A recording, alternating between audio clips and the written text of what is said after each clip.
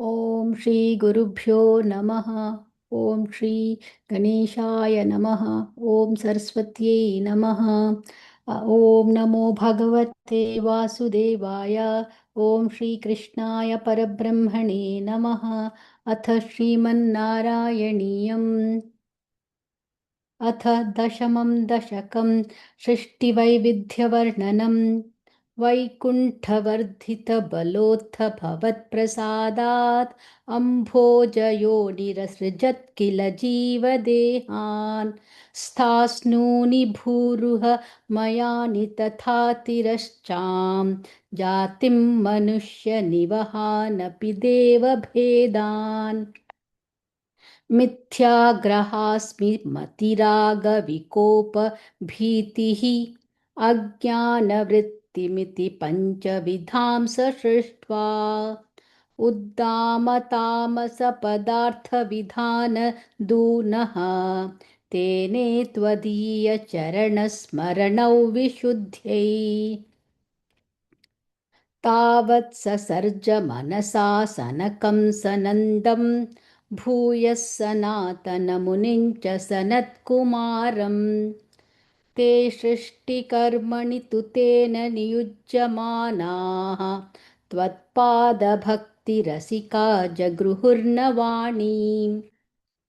तावत् प्रकोपमुदितं प्रतिरुन्धतोऽस्य भ्रूमध्यतो जनिमृडो भवदेकदेशः। नामानि मे कुरु पदानि च हा विरिञ्चेत्यादौ रुरोद किल तेन स रुद्रनामा। एकादशः व्ययतया च विभिन्नरूपं रुद्रौ विधाय दयिता वनिताश्च दत्त्वा तावन्त्यदत्त च पदानि भवत्प्रणुन्नः प्राह प्रजा विरचनाय च सादरन्तम्। रुद्राभिषिष्टभयदाकृतिरुद्रसङ्घ सम्पूर्यमाण भुवनत्रय भीतचेताः मामा प्रजासृज तपश्चरमङ्गलायेत्याचष्टतं कमलभूर्भवदीरितात्मा। तस्यार्थसर्गरसिकस्य मरीचिरत्रिः तत्राङ्गिरः क्रतुमुनिः पुलहः पुलस्त्यः अङ्गादजायत भृगुश्च वसिष्ठदक्षौ श्रीनारदश्च भगवन् भवदङ्घ्रिदासः। धर्मादिकानभिसृजन्नथ कर्दमञ्च वाणी विधाय विधिरङ्गज सङ्कुलोऽभूत्। त्वद्बोधितैः सनकदक्षमुखैस्तनूजैः उद्बोधितश्च विररामतमो विमुञ्चन्। वेदान् पुराणनिवहानपि सर्वविद्याः कुर्वन्निजाननगणाश्चतुराननोऽसौ। पुत्रेषु तेषु विनिधाय सर्गवृद्धिम् अप्राप्नुवंस्तव पदाम्बुजमाश्रितोऽभूत्। जानन्नुपायमथ देहमजो विभज्य स्त्रीपुंसभावमभजन्मनु तद्वधूभ्याम्। ताभ्यां च मानुषकुलानि विवर्धयंस्त्वं गोविन्दमारुतपुरेश निरुन्धिरोगान्। नारायणाखिलगुरो भगवन्नमस्ते। नारायणाखिलगुरो भगवन्नमस्ते। Very uttamam Bhagini. I didn't find any correction. धन्यवादः। Saraswati, you go ahead with it. Yeah. Shall I start? Yes, Bhagini.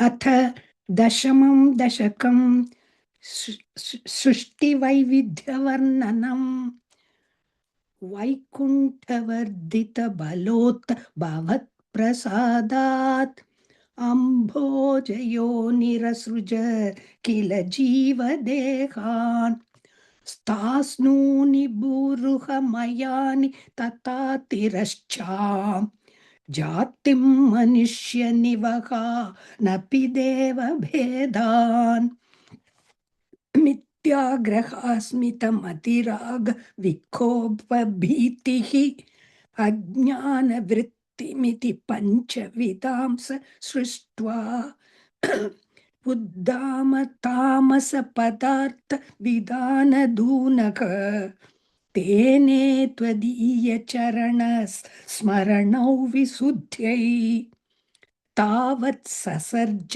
मनसा सनकं सनन्दं भूयः सनातनमुनिं च सनत्कुमारम् ते सृष्टिकर्मणि तु तेन नियुज्यमानाः त्वत्पादभक्तिरसिका जगृहुर्नवाणीम् तावत् प्रकोपमुदितं प्रतिरुन्धतोऽस्य भ्रूमत्यतो जनि मृदो भवदेकदेशः नामानि मे कुरु पदानि च हाविरिञ्चेत् यादौ रुरोध किल तेन स रुद्रनामा एकादशाह्वयतया च विभिन्नरूपम् रुद्रौ विधाय दयिता वनिताश्च दत्त्वा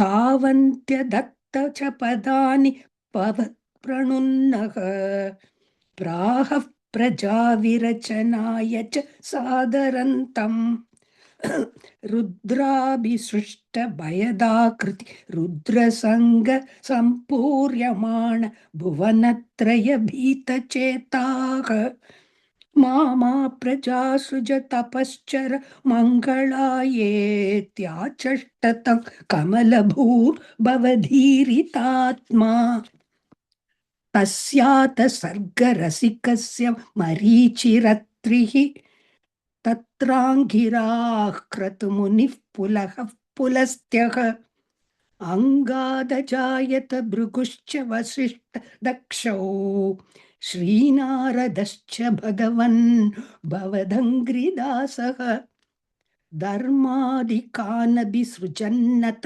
कर्दमन् च वाणी विधाय विधिरङ्गज सङ्कुलोऽभूत् त्वद्बोधितैः सनकदक्षमुखैस्तनूजैः उद्बोधितश्च विरराम तमो विमुञ्चन् वेदान् पुराण निवहानपि सर्वविद्याः कुर्वन् निजानन गणा चतुराननोऽसौ पुत्रेषु तेषु विनिधाय स सर्गवृद्धिम् अप्राप्नुवंस्तव पदाम्बुजम् आश्रितोऽभूत् जानन्नुपायमथ देहमजो विभज्य स्त्रीपुंसभावमभजन्मनु तद्वधूभ्या ताभ्याञ्च मानुषकुलानि विवर्धयंस्त्वं